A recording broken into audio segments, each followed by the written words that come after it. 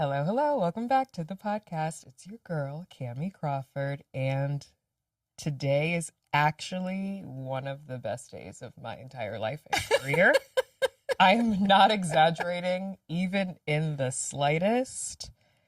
Today we have a guest who I have had on my mood board for this podcast since I started it in 2021. Oh my God. I've been right here the whole time. Yes. You could have just asked. No, I didn't need to be on the mood board. I just want to say I would have come. I have been dreaming of this moment. Did not know that it was so accessible to me. This is a lesson for everyone. You I love the mood board, but just go do it. Put it into action right away. I was just like, we could have done this 4 years ago. I'm going to build 5 years ago. I was coming from a build it and she will come perspective. I was already here. That is good to know.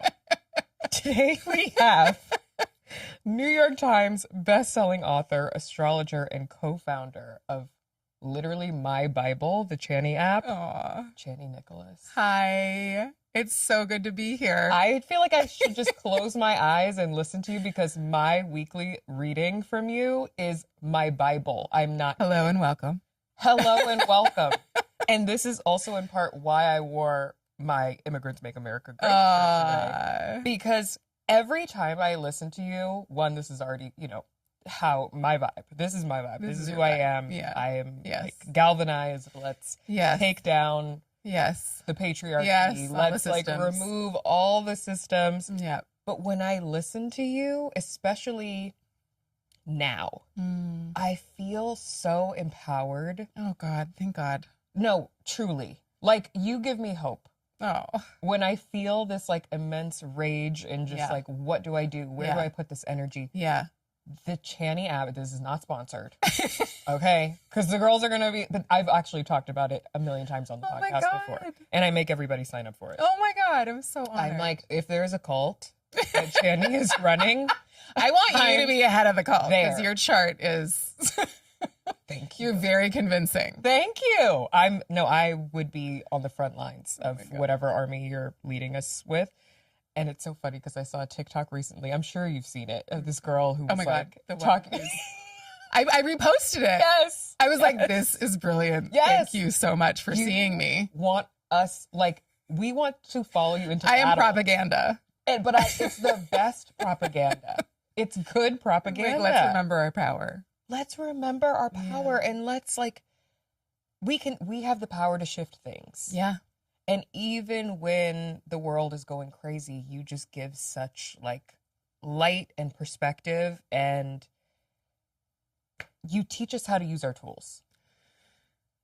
I mean, we teach each other, right? We remind each other. We're just especially in these moments, I feel so I feel so fortified by everybody else. And I'm so aware, and this just sounds so cheesy, but I'm so aware about each one of us are influencers. And I hate that word because of what it came to mean. And I think it means something different now, but we influence each other so intensely. And I watch how I am encouraged just by seeing people that I respect and know say something in a moment where I need to hear it. And I'm constantly reminded of how important it is to just always encourage the best from each other and always encourage thoughtfulness and depth, but also the boldness that these moments require of us. And I think every moment in life, in history, requires that of us. But in these moments where we really feel how much is collapsing around us because it was never sustainable anyways, how desperately we need one another to just be our constant, it's like a ping pong match. It's you go, I go, you go, I go, you go, I go. And we are each other's net of safety in very, very real ways, especially right now that is so incredibly obvious all over the world. Yeah. I feel like I'm able to almost predict the future a little bit by the way that you deliver these messages and tell us what's happening in the stars and just how things are aligning. I feel like I knew that we were going to have a Mayor Mamdani because of you. You're welcome. Everyone's mayor, by the way.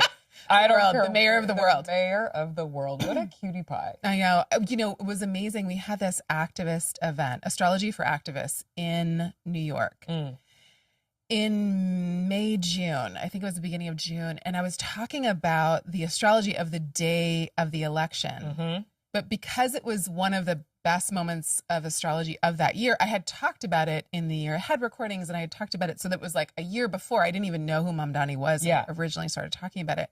It was like, this is the day to seed something so generous and generative and so much about care and taking care of one another.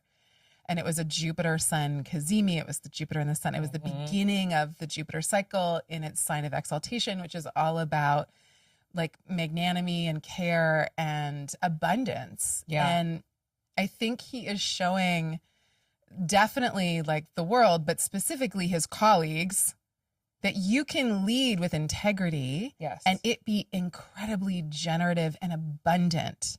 Because I think the Democratic Party and so many of the candidates lead from this place of scarcity of like, we have to appease and we have to do, and we can only do so much and I can't do that much and I don't really have power. And I can't really say the thing and I can't really be on the side of the people that I'm supposed to be serving. And his whole thing is just like, no, this is what I believe. This is what I said I was going to do. I'm still going to show up as the person who has these ideals and these beliefs. And it's so generative and it's such an abundant way to lead. And it just busts open the lie of having to go along with the biggest bully in the room. Yes. I've never been on the side of putting on pedestal politicians or exalting politicians, but I just love him. I love him. I love his wife. I don't know what to say. Like, is it because he's a We need it. We need a win. We need a W. We need a win. I'll take it. Because again, it ping pongs, right? And it's not even, it's like he's great. But what I loved was being in New York for the 9 months leading up to the election, feeling how organized his campaign was, and how organized the city was, how organized all of these different, like organizations that already were in place. And so you can feel these moments where it's so important. The organizers of that place and the organizers of that subject, all the work that they've been doing for decades, then it's like, oh my God, it's so relevant now. Like how many people showed up just to knock on doors and to make sure everybody got to the polls? It was so moving. So it's like, he's great. He is somebody who can galvanize, but it's really about how everyone came together and was galvanized, because that is an articulation of the potential of what we can do and how we can move a city, and then how we can move a state, and then how we can move a country. It's all of these moments when the most horrific and the most incredible are litmus tests for what is possible. And I think we have to just like double down on whatever works and move with that relentlessly, because the time for being on the sidelines and hemming and hawing and wanting to be nice and not wanting to be hated, it's over. You said something so great a little while ago. I was watching some of your clips and you were like, I can't believe we're in a world where everyone thinks that everything should be curated for them exactly as they want it to this be. Pisses me off more than anything. But this is what I love about your chart. The world. Oh my God, tell me. Tell me, my Libra moon is activated. Tell me what you love about my chart. What I love about your chart is that your Mercury is everything in your chart. Like your Mercury owns so much of your power and your potential and your direction and your fortune and your spiritual meaning, because it rules so much in your chart. It rules your ascendant, your lot of fortune, and your lot of spirit. So it's like key. And your Mercury is in Scorpio. Correct. Which gets me in trouble a lot. But you have the confidence to be in trouble. Which is so necessary right now. I've never given a fuck about being in trouble. Do you know what I'm saying? That's a really important quality, and it's a gift, and it's a talent and a skill. Because your thing is to be here to communicate. You are here to be a communicator. That is one of your main missions. So writing, speaking, learning, teaching, that is your jam. I also think astrology is like just second nature to you, because anything oracular I'm obsessed with it. Anything really intuitive got activated wisdom. during quarantine, of Obviously. course. I became a full-fledged witch during quarantine. I bought Yes. 1,000 crystals. I was Thank writing God. down like what everything meant and like putting them. And Yeah. I was with my ex at the time, and he was like, "What about Jesus?" And I was like, "What about all of it? What if I take my Jesus crystals was a to witch Jesus? too. Hello, hello. What do you think he was doing? Walking on water? Like Water into wine? You think that the regular people were doing that? no, heretic. No. Thank you. Hanging out with sex workers. Yeah, exactly. Hello. He got it. He understood. He was part of the program. Yeah. Thanks. Yeah. But I do feel very seen by astrology. Yeah. And it's something we talk about on the podcast all the time. So like most of the besties are not new to this. We're very sure. Yeah. They know. Yeah. They know their big three. They know like what the signs mean. Yeah. Generally. Yeah. But because your Mercury is in the third house is called the Temple of the Moon or the Temple of the Goddess in ancient astrology. And so it is about going to the temple and receiving wisdom from the priestesses. And so Mercury is a planet of oracular activity. It's a planet of translation. It's a planet of writing, of the scribe, of the messenger, of all of that. But it very much rules astrology and tarot and divination. And so you would go to the temple to get a reading from the priestess or to get a healing ritual. And so your Mercury is the planet of all of those practices, but it's also in the place of spiritual wisdom and practice. Wow. And so it's also, in a kind of mundane level, it is the house of communication. It's the third house. That's where your Mercury is. Yeah. And so like, it's just like the planet of communication in the house of communication, but it is really witchy because if you really understand the meaning of the third house, it's like daily activity and daily reminders of how to stay connected to the bigger picture, to what our intuition is telling us. And because your Mercury is in Scorpio, you just have to go there. Yeah. You have to talk about power. You have to get down to the truth. You are like a no-nonsense kind of person. And it's ruler, Mars, who's in Cancer, which is a tough place for it to be. I hate that one. I really do. But it's in the 11th house, so you really kind of have to spar with people. Uh-huh. But it's good because it's received. So your Mercury is extra empowered because it's seeing its ruler, it's seeing the person, the planet who's kind of like governing it. And so the point of all of that is to say, you are the one who we would go to get kind of told. You know what's interesting? And so you have to be a little tougher about the feedback, but to be like, what we've lost is our critical thinking skills, which is what you were saying in that video. You were saying, listen, not everything can be for everyone in the way that you need it in the moment that you need it. Yes. But if we could think critically on our own, we could know that and be like, what is this person really saying and why are they saying it? Yes. And, and who is it for? Who is it for? It doesn't have to be for me specifically. It could be for somebody else. You know how many things I see on the internet every day that I'm like, I don't relate to this at all. Yeah. But I know that somebody does. And you know what? And maybe this is in my chart. Probably is. I am someone who is obsessed with people who are obsessed with something. And I don't have to relate to your it. Mercury in Scorpio. That's what it is? Yes, conjunct Pluto. Wow. The most obsessive. Yes. But the best researcher. Oh, yeah. I'm going to get to the bottom of things. You're such a good therapist. It's true. You are. But I always accounted that to me being like eldest daughter, eldest sister, however you want to see it. However, but I really love people who are passionate about anything. You could tell me I am super passionate about rocks. And I got on rock tumbling TikTok and I bought a rock tumbler. Yeah. I haven't used it yet. I bought it during quarantine. I will not be judged for the purchases that I made during COVID. None of us I was coping. All of us. And I was trying to figure out how to save my money because I was spending all my money at So you bought a rock tumbler. Exactly what you should buy when you're trying to save your money. Correct. Because I was like, I'm going to do this naturally from the earth. I'm going to collect my pebbles. I still have them. They have not been tumbled yet. But if you tell me like you're obsessed with some really niche thing, I get obsessed with it. I Yeah. love people who are obsessed with Yeah. something that like brings light to their Yeah. day, even if it's Yeah. not my thing. And so Yeah. when I see people poo-pooing on somebody else's, like yucking someone else's yum, Yeah. it pisses me off. Yeah. So I'm Yeah. like, let them, if they want to talk about whatever the fuck, Yeah. let them talk about it. Yeah. Let them be excited about it. Yeah. Yeah. Just And I just Scorpio wish we Mercury. had more curiosity about each other. And I know it's Yes. hard when we're online because the nature of it is like to be road ragey because there's just too many people and too much going on. But I always just feel like if you're going to take the time to comment negatively on something someone has said, maybe you should actually look into who they are and like what their context is. Yeah.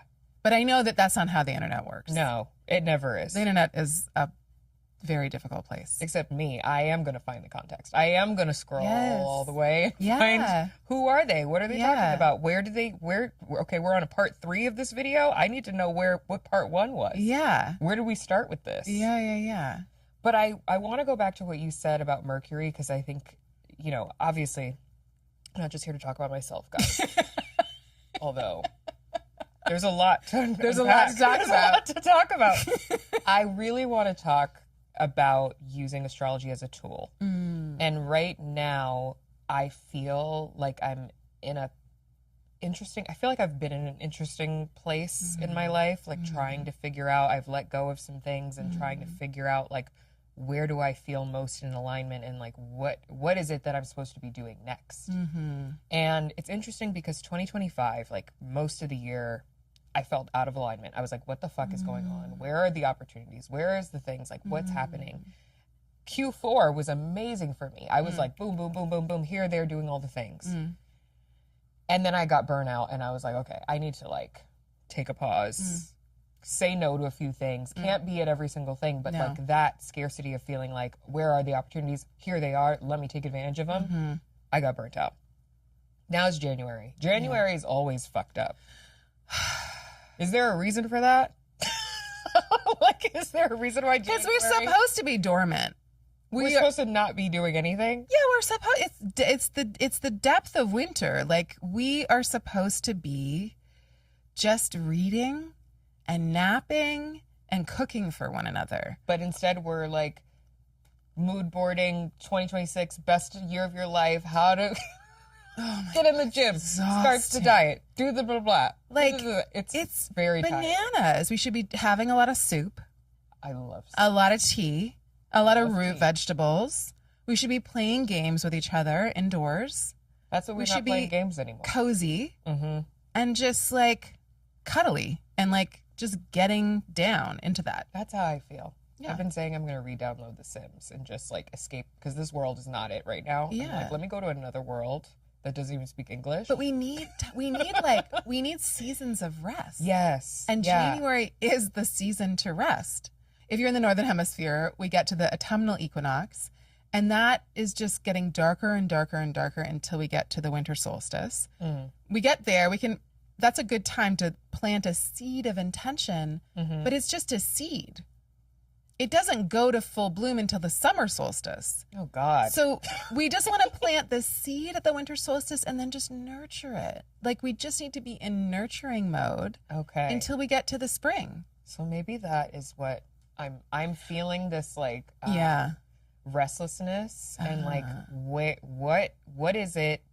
Is it what I used to be doing? Is it something new? Should I be trying, like, where should I be putting my energy? And then on the flip side, this is a conversation for my therapist, which I just had for 45 minutes 2 days ago. Balancing this like immense rage that I feel for society and what's happening in the world, and then also trying to like figure my life out, and like there's so many changes and beautiful ones, and being excited about those, but also curious about others, and like when is this going to come? How do I find my, and I don't know if that is alignment or if that's something else, but like I think it's really important to have time to grieve, or to at least acknowledge the moment when grief is present. because we are living in we're living inside of a time of a lot of, like I said, collapse, a lot of disintegration. 2026 is one of the biggest markers is the Saturn-Neptune conjunction that happens in February. And Saturn is the form and structure of things that we have been told we can rely on. This is the order of things. This is how things go. And then Neptune is the great dissolver. So the things, even if they were wrong, even if they weren't good for us, even if we didn't like them, we could depend on them. Yeah. This is the way this thing works.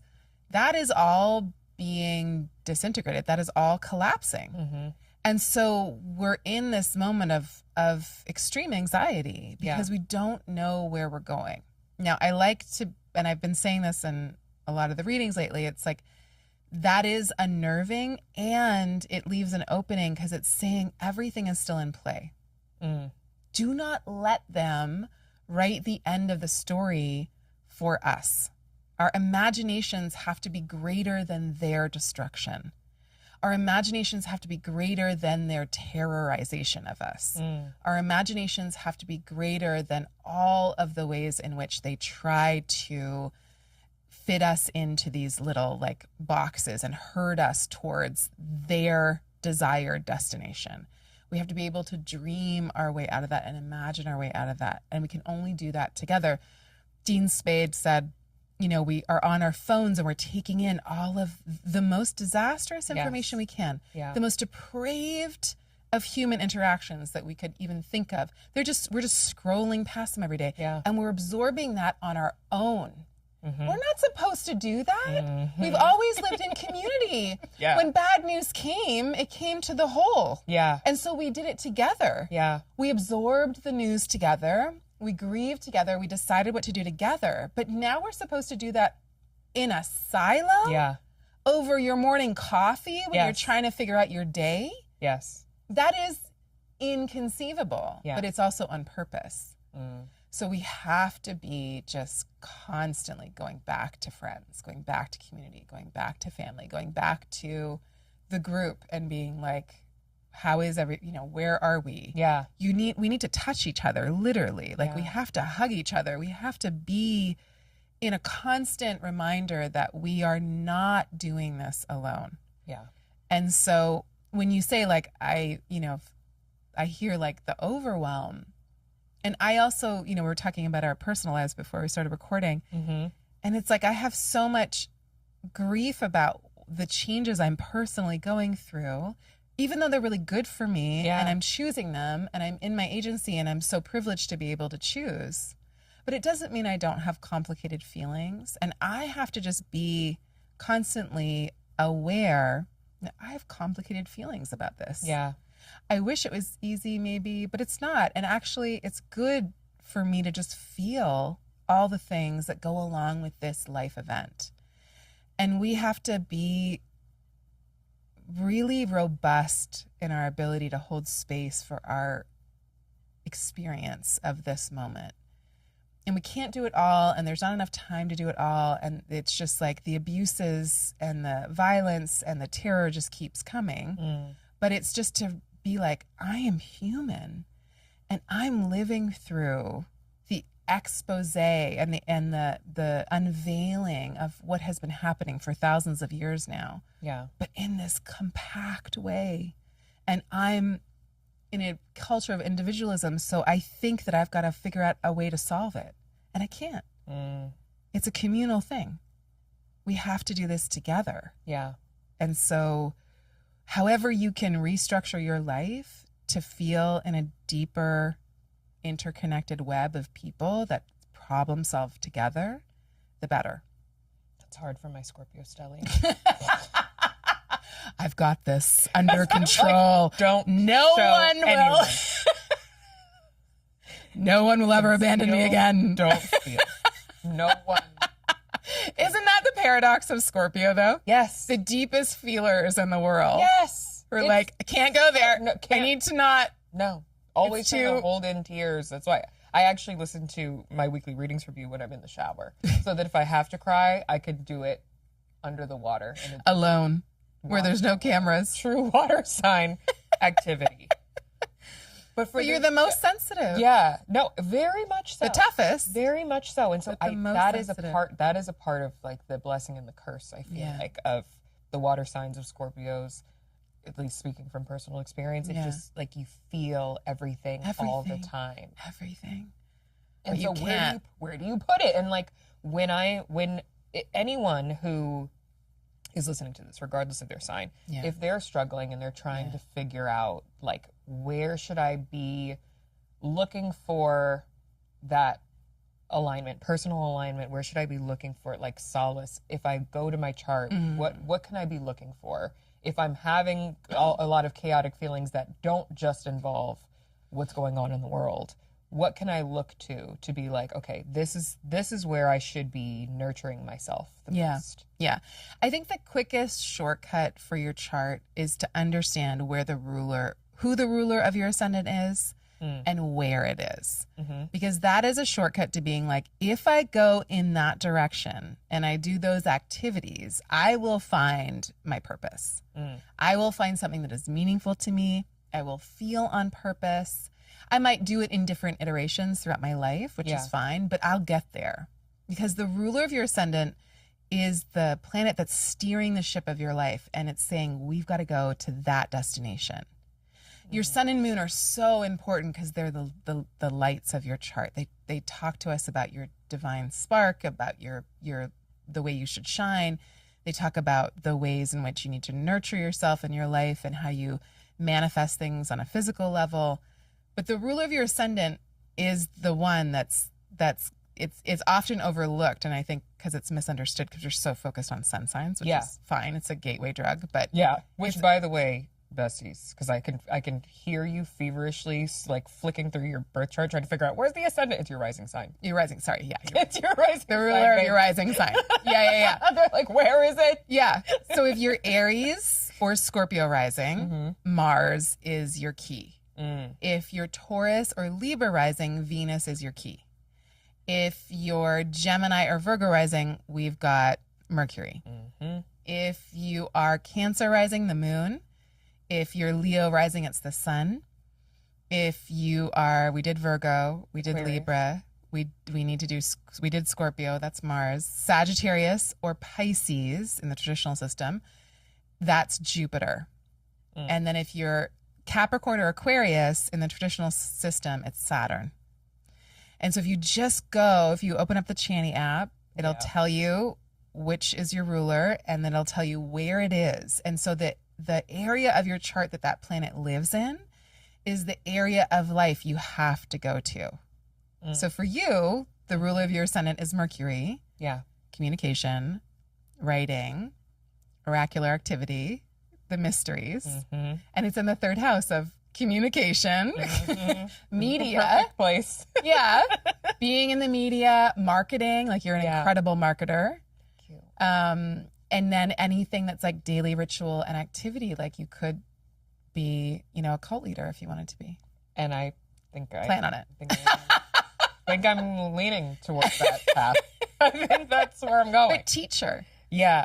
Ultimately it's teacher. And again, and then you want to look at what planets are by your ruling planet, the ruler of your ascendant or your rising sign, because those planets are like, if that planet's steering the ship of your life, then those other planets that are right by it are like cozied up.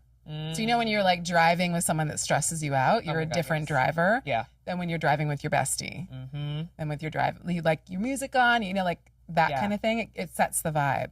So for you, your Mercury is right next to Pluto, which is like, go deeper, go deeper. What's the real truth? Yeah. Not only is it in Scorpio, but it's also sitting with Pluto. Yeah. You're obsessed. I'm obsessed. Like literally, it's the definition of obsession. Yes. And strategy. Yes. Because then the ruler, Mars, is also trining it and being like, go this way. What's our battle plan? Let's figure it out. So you're an incredible strategist, which is why it makes you such a great marketer and communicator. But you want to go deep.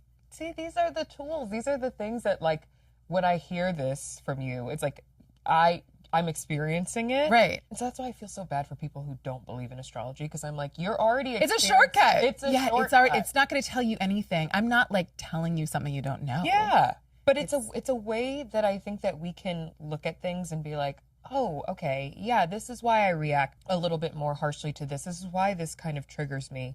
What do you say about, like, you know, sometimes, of course, we just frivolously talk about signs, and Yeah.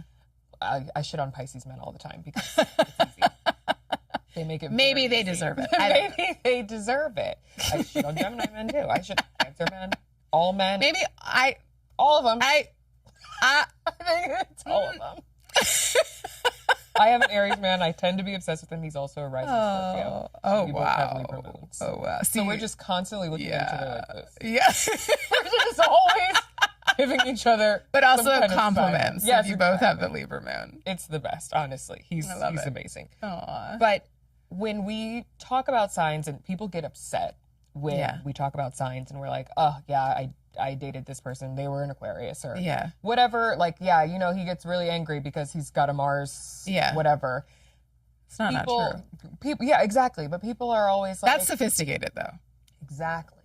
So if you're saying, some like, oh, you know, they're an Aquarius, Mm-hmm. and then you list off this whole set of characteristics that have nothing to do with Aquarius, then I'm like, Mm-hmm. but Yeah, you just don't like that one person. yeah, exactly. Or those three people. Exactly. They all just have, but I think you're misunderstanding what the thing actually is. Yeah, Which is going to happen. it's going to happen.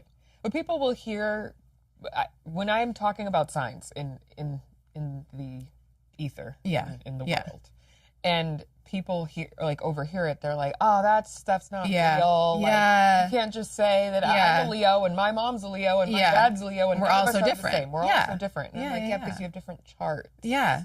Yeah. So how do we not misuse our astrology? How do we not make excuses or critique, or like how do we, I guess, find compassion for the signs regardless of what the structure of their birth chart looks like, because we may not know. Yeah. And how do we not make excuses for people's behavior, to be like, oh, well, you know, they're Pisces, so like of course they're emotional, or they're this, and of course they're blah blah blah. Because it doesn't always fit. It doesn't always fit, Most of the times it does, though. but it does. Most of the time it does. But I don't know. You can't have three Pisces who are nothing alike. Yeah, they might not be alike, but they're all going to be absurd in some way. Yeah. Yeah. Most extreme Yeah. sign you could like Scorpio is obsessive, but Pisces is absurd. Mm-hmm. My Pisces sister. Like, everyone listening, says she's that, in tears. like, she's like, why did she say it? Aquariuses are weird, but like Yeah. Pisces are, Yeah.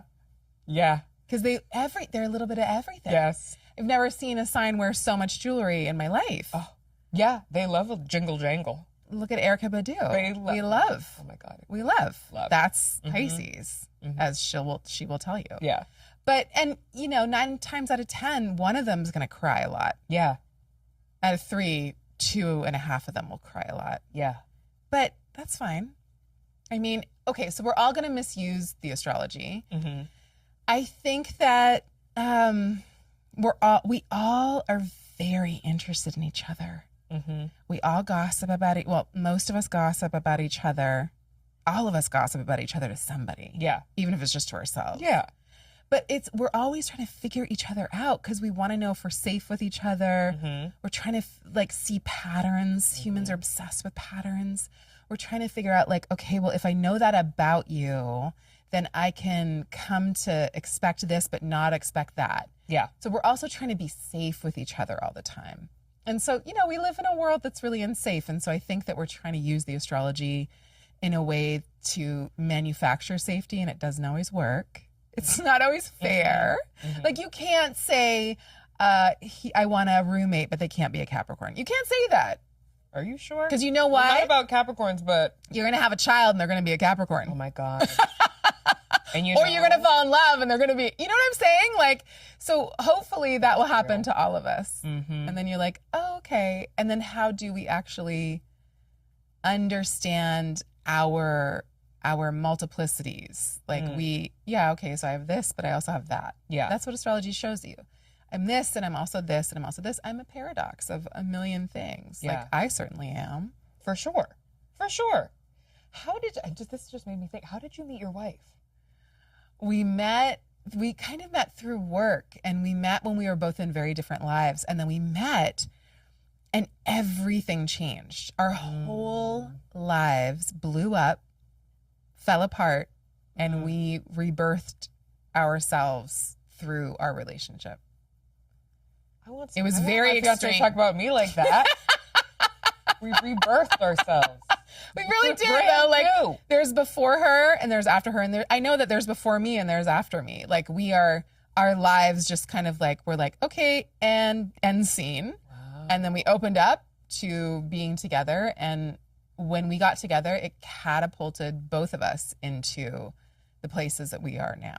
And that's what happens when you meet people that help to. My cousin David Younger once said, you potentiate each other, which is like, there's your potential and my potential. When we get together, there's a different other potential. Yes. And it could only happen because of our exact, ways of connecting. Yeah. And so the potentiation that happened for both of us when we met just kind of like exploded whatever was happening before we met. Because it was meant to be just like, okay, this is new. Like, it's a new life. Like, I was reborn when we met, just completely. Well, I asked this because I want to know, like, when you're dating, because this is a relationship advice podcast. Yes. And people have written in, asking. Well, I have to say, my Aquarius sister, God bless her. We have anonymous write-ins. She was not anonymous. She was like, "When is my husband coming, Chani?" I was like, "Girl." Listen, you're about to have an eclipse in Aquarius near the North Node. Don't tell her this. So don't tell her this. I need you to get ready for a lot of new energy to come in. Anyone who comes in, February, she's gonna be like Chani said, this is the energy, this is the person. What I need you to do around July, August is start to really understand what you're clearing space for. See, I'm talking like Aquarius rising. What's her rising sign? Are you allowed to say? I think it's Gemini. Oof. Well, then. Got Uranus coming into reverse house. Oh, God. Don't say woof. She's really going to fall apart. I'm going to find it. But okay, find it. I'm asking because when people are looking for synergy in relationships, where should they be looking? Well, this is not a very helpful answer, but you have to look at everything because, and it doesn't even, like, it matters, of course, if your sun signs get along or don't, or see each other or don't, but if they don't see each other, so if they're in signs that have no relationship to each other, that's information. It doesn't mean that you don't have a relationship with each other. Yeah. It means that, like a Leo and a Cancer, there's no relationship between those two signs. They're side by side. So it's like, if you're right on my peripheral vision, I can't actually see you. But, like, it doesn't mean that you can't have the most important relationship of your life can't be a Leo if you're a Cancer. It means that you do self-expression. If we're talking about your sun, you do it so differently. Yeah. And that you're going to come up against things that are specific to how differently you do self-expression. Where a Cancer is really good at reflecting the light of Leo, or being there to, like, nurture the Leo, or bring the kind of, like, security and snacks that are great for being on stage. The Leo is going to bring the fire and bring the energy and bring a lot of the enthusiasm or the confidence that the Cancer. And so you're going to balance each other out if you're meant to be friends or business partners or lovers. That is the relationship between two people is its thing. The charts of the two people will tell us where the compatibility is, where there's difference, where there's coming together. Like, it will tell us how it all works. Yeah. But I think that the energy of the relationship is, I'll always look at it through the chart, but it's also, you don't need the chart because you know Mm-hmm. who you're drawn to. Yeah. And the chart will articulate the ways in which you two go together and the places where you're like, you don't understand this person at all in this one way. Mm-hmm. Yeah. Like my wife and I have a lot of incompatible, like there's a lot of planets that don't see each other. Did you do her chart when you first started dating? No. I was Really? like, I don't want to see that. No, I didn't want to see her chart.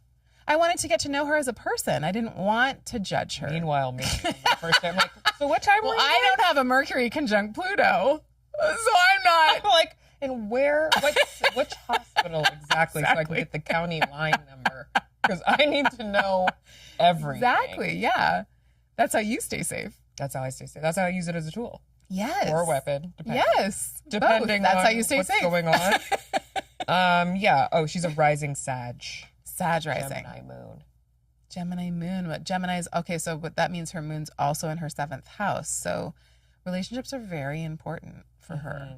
It's a huge part of how she finds safety. It's a huge part of how she manifests her energy in the world. So relationships of all kinds are really important. Do you know what her degree of her moon is? Is it early? Jesus, Chani. I know, I'm sorry. Like the that degrees. means that Uranus is coming into her 7th house. So all Sag risings will have Uranus coming into their 7th house of relationship, which means there's a lot of change coming into that area of your life. And the main thing that I want you, if you have Sag rising, to focus on is how do you commit to the people you want to commit to and maintain your sense of freedom. Because freedom is going to become so important in your relationships. And the commitments need to be big enough and sturdy enough and deep enough to be that open. You know, whatever that means for you. I don't mean you have to have an open relationship. Yeah, no. Some of you will, though. She can't. Some of you will not. She can't. I just mean that you need to be, there has to be air. It's like you need to open the windows. Yeah. It's like we're in this house, but oh my God, we need to like let some fresh air in. As a Sag Venus, I can relate. Yes. I need to Your be Venus able to is have the your option. Venus Jupiter is so good. Really? Oh my God. Okay. So there's this thing about planets in the chart that we Leave her room again. She's like, tell me more. one of the most important things is that just like when we're in a relationship, that you and I can see each other right now. We're receiving each other's information. We're speaking the same language. We're speaking about topics that interest both of us. The planets are the same. So when the planets can see each other, it's really good. When one planet is in the other planet's sign and they can see each other, that's really, really good.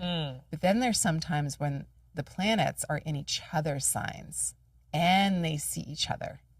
So it's like if you're in my house and I'm in your house and we live next door. Yeah. And I could just open the window and be like, where's the butter? Yeah. And you're like, oh, it's da-da-da. Oh, I love your towels. I'll be like, oh, you should also use my bath salts. Ah. We can tell each other how to use the resources that are there. Okay. Yeah. Your Venus is in Sag and your Jupiter is in Libra. They're in each other's signs. Okay. They're also a couple of degrees away from being in sextile to each other. Sextile means? It means excited. Okay. It means like, ooh, first date. Let's do this. Okay. And they're the two benefic. So they're the two planets that bring good to your life. Venus brings joy, love, erotic energy, relationships. And Jupiter brings expansion and wisdom and luck. And they are in cahoots. Like, you also have really good astrology for like, it's really good for making money for you. Oh, thank God. It really God. helps you. So where is it? Well, like, which part the of money? the chart is the money? I mean, on one level, I looked at your chart and I was like, oh, this is really good for real estate. This is like really good for real estate. That's so I don't know if you want to make money that way. Well, we are like flipping houses. Like that's our next thing. It's like flipping houses. Yeah, that's a great way for you to make money. Okay. Well, he's going to love that. My fiance's been saying, he's like, we have to focus on real estate. Your chart is very in that. Yeah. And it's like, the Venus part is like beauty and art. And then the Jupiter part is wisdom and growth. And so there's something there about working with family, or working in regards to a family business, or doing something in your family line that's really generative for you. Like, that's how you can open up a lot of wealth. I had a tarot card reader tell me the same thing, that I was meant to do something with my family, like a family business type thing. And she's not an astrologer at all. Yeah. You could, I could definitely see, because siblings is also really big in your chart. Yeah. Your Mercury's in your third house of siblings as well. So all of that is really good, but just the fact that they help each other out so much is like a very good sign for you to be able to generate wealth and goodwill. Like a beauty and a friendship, and it's a generator of luck in your chart. But it's financial. So if people are looking for luck in their chart, they should be looking at Jupiter.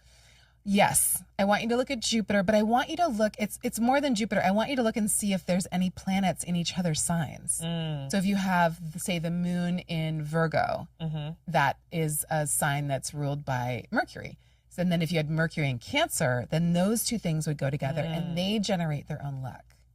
Interesting. Yeah. It's a very helpful little tool. We call it mutual reception, is like super helpful, especially if the two planets are making an aspect to one another. An aspect means a mathematical relationship. So there's sextile, which is 60 degrees, trine, which is 120. Those are really helpful aspects. Squares are 90 degrees. Oppositions are 180. And then conjunctions are within a couple of degrees. It's so funny because I listen to all these astrology things and I'll read them and I'm like, yes, conjunction, aspect, sextile, cazimi. I know. What those Cazimi words is mean to exact.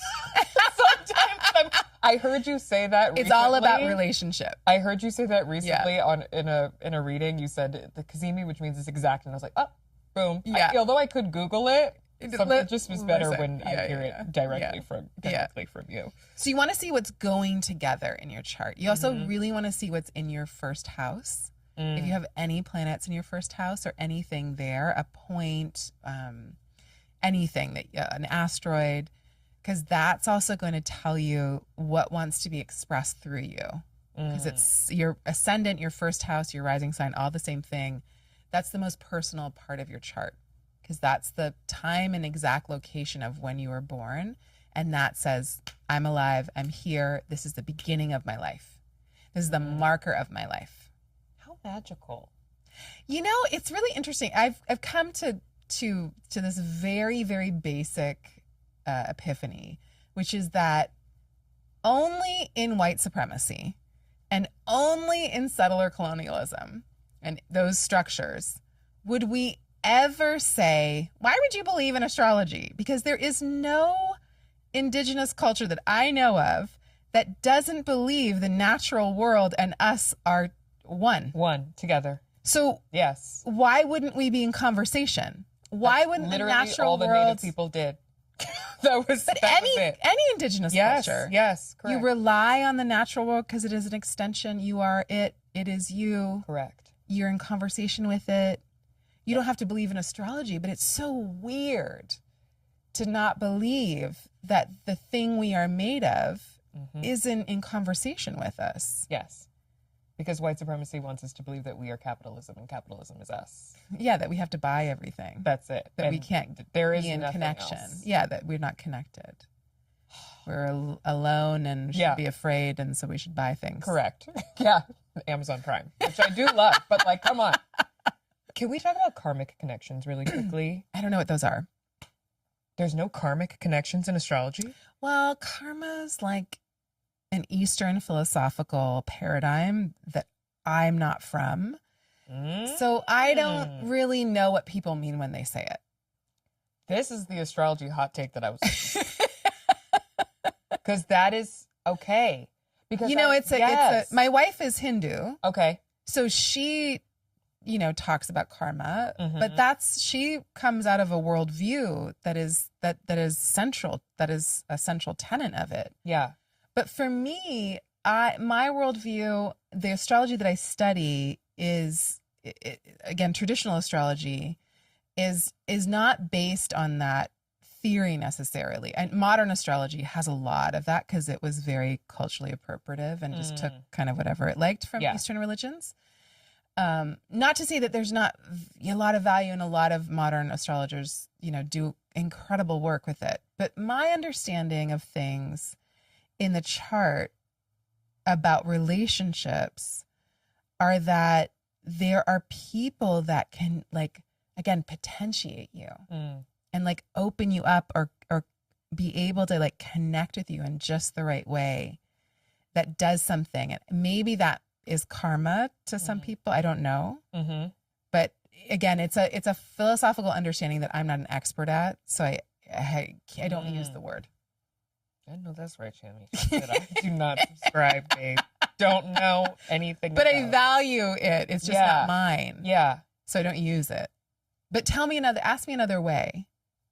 I guess how we can know whether it's romantic or not, how someone is meant to be placed in our lives for a reason through astrology. Or is there? I don't think you need astrology to come to that. Like, is the energy there? And what is the energy that's there? Like, what energy exists when you are with that person? Yeah. Is it something that is comforting but kind of dulling? Is it something that's dragging you down? Is it something that lights you up but it's not necessarily erotic? Like, there's a lot of different ways in which we come together, and we're meant to come together. And I really want to be in value, I want to value all the different iterations of relationships and how something can exist for a certain amount of time and then change. And so I tend to feel and think like everyone that I'm in relationship with is the one. Yeah. Yeah. For that part of my understand and my growth and my healing. Like, every friend that I have teaches me so much because of all the things that come up in me about that relationship. Yeah. Everyone that's ever abandoned me or hurt me deeply is also part of that whole, compendium, the whole iteration of all of the ways in which I learn about relationships. Just last night I had a dream about some of the most devastating relationships in my life. And I woke up this morning and I thought, oh, of course I dreamt about them, that group of people, because I'm projecting that thing onto this group of people. And what if I didn't do that? What else would exist? And then this group of people texted me on the way here. Oh my God. And it was like, I was like, see, like, that's the thing. It's like, how do I not put this relationship paradigm onto everything else? How do I not map out my fear of rejection onto every other relationship in my life so that I can let people be who they are and see what else can come through in our relationships? Wow. So of course I can look at our charts and find a lot of that and be like, oh, well, this person is a this and I'm also a that. And so when we get together, this thing happens. And that's really helpful for me. And then there's also just like the energetics of relationships and how when I am doing my work and when I'm not doing my work, the things will start to add up. And then something in my unconscious will come forward, either in my dreams or in my therapy session or something. And I'll be like, oh my God, I'm doing it. I'm doing it again. Yeah. I'm setting you up to fail in a relationship with me because I want to control the outcome of when you're going to let me down so that I feel in control of this thing instead of being a vulnerable human in relationship to you. Speaking of Scorpio. Yeah. I was like, well. So how are we trying to control the outcome with each other so that we're not broken hearted again? Yeah. But in the process, we're actually breaking our own hearts because we're pushing an outcome so that we feel in control, at least. If you're going to hurt me, at least I'm going to be in control of it. So we should be using astrology as a tool, not as a weapon. As a tool to be like, is there something about this person that I could understand and have compassion about while still naming how I feel and not being a doormat and not sweeping everything under the rug and, Yeah. not being too afraid of what's coming up for me. Yeah. But not expecting people to fulfill some need in me that is not theirs to fill and they don't even know about. And it's just like some drama going off in my head. Whatever our things are. So when I give someone a reading, I think I'm my most compassionate self because I just get it. Oh, of course you da-da-da-da. But the moment that reading's over, I'm just a human again and you're just a human again. Yeah. And all the dramatics come back in. Yeah. I mean, sometimes I can retain the stuff that helps me see beyond people's things and how it impacts me. But that's my humanness. Yeah. So like every interaction I feel like is so important for all of us because we're all playing these patterns out with each other. And it's our real deep work. And it's gruesome and it's hard and it's boring sometimes. Like it's so boring to keep doing the same fucking work with myself. Yeah. I'm so old. I've been in therapy for so long and I'm so, really? I still have to be like. It still bubbles up. Oh my God. In different ways. It's like a telenovela inside of me all the time. Yes. Same storyline. Yeah. Yeah. Chani. But here we are. We're human. We can't get out of it. No, we can't.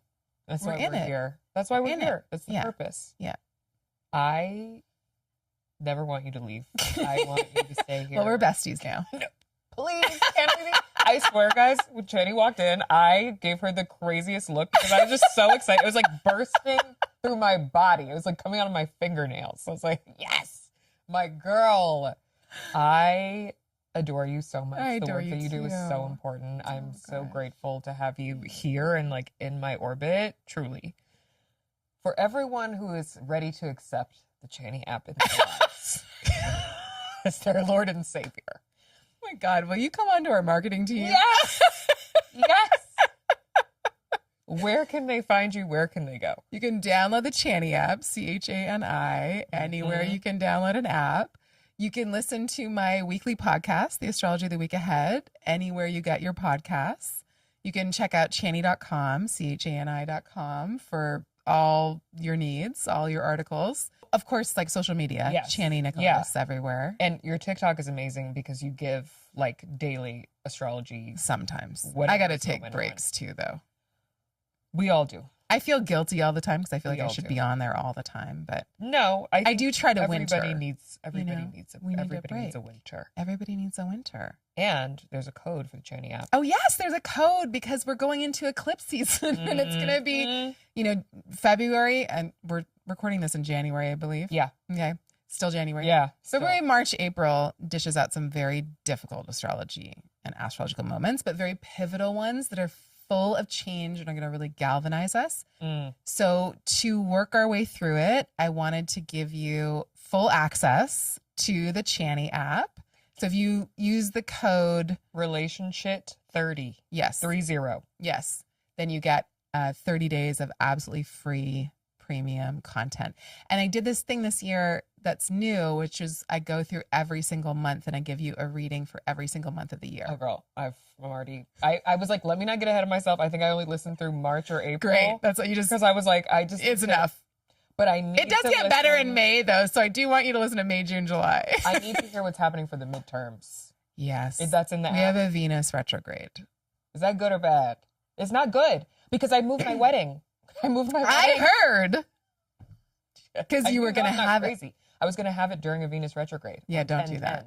Yeah, don't. 2026. Yeah, don't do that. Now we moved it to August. I love this. I'm skipping the whole thing. Yeah. But is it okay for the midterms? Tell me now. Yes, because I do think, when Venus goes retrograde, it's going to retrograde through Scorpio, which is the hardest thing it can retrograde through, one of the hardest, and then go back into Libra. And I don't know if more Epstein files are going to come out at that point, but when Venus retrogrades, it's always about women, queer folks, and justice. That's it. And in the arts sometimes, but it's very much about that. And because we live in a world where there's so much gender-based violence, usually there's something that comes up about the abuse of power and how that plays out in terms of gender. And so I just feel like midterms times, you know, where we're at right now and all of the things falling apart, basically to hide the Epstein files. Mm-hmm. I think that something is going to come around at that time. Maybe it's not that exactly, but something like that. I think it's going to be an exposing kind of Expose time. it. Open it up. Blow it up. This is my thing, is that what we can do this year, if you're in the United States, is we can all be dedicated to protecting each other from ICE and getting people elected that are willing to say abolish ICE. Yes. And also help each other run for seats and like who is like, maybe I should do it. Yeah. Get involved, get behind the candidates that are local to you. There's so much to do. There's so many ways in which we can help. It was so good to like put all my anxiety into getting Mamdani elected in the ways that I could, because it was like, okay, well, I can't do everything, but I can do this. Yeah. So just find the one person that you want to help elect and canvas for them and volunteer and like put your all into them and see what happens, because this is our moment. Yeah, this is our Super Bowl, guys. This is our Super Bowl. This is our time. Yeah, it's one of our weapons. It's one of our tools in a massive toolkit. Elections, of course, aren't the only thing. Mm-hmm. But I think we can all agree this is a big thing. The time is now. The time is now. The time Thank is you now. so much. Let us retrograde them. Let us retrograde the fuck out of it. Put your t-shirt on. Let's Get go. busy. Let's go. Thank you so much. Thank you for having me. You have Such to a come joy. back. I'll be back anytime. Thank you. Thank you. Thank you. Bye. Bye.